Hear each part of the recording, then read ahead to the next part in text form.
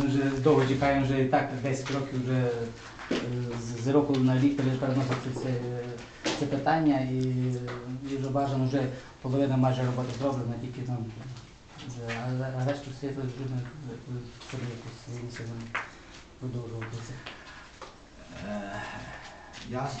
А хто винен, на вашу думку, що так воно затягується? Ваша думка лікарів, завідуючих. Олександр Григорович висловив свою думку. А ваша думка Я думаю, що лікарів? наша Хто винен в чому? ситуація в Україні, я не думаю, що економічна ситуація у нас така прекрасна, що ми не могли це закінчити. Я думаю, що більше...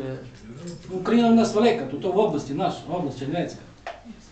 Ну, це є депутатський корпус, нехай він це висловить свою думку.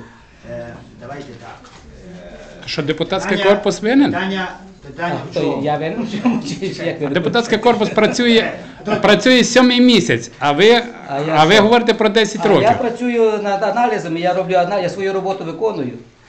А чого ви звинувачуєте їх, коли вони 7 місяців, а тут 10 років не роблять? Ті фірми, які виграють тендер, Тихо. які дають відкати.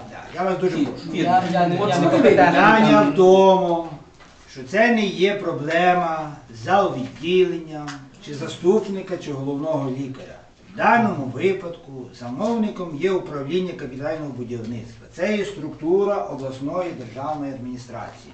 І не тільки по цьому об'єкту, а й по інших.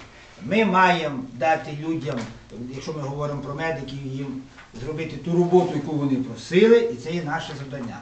Це є наші упущення. Якщо сказати чесно, в минулому році я там дивився, був такий репортаж, якраз десь звідси. І головний лікар каже, це не буде зроблено в цьому році.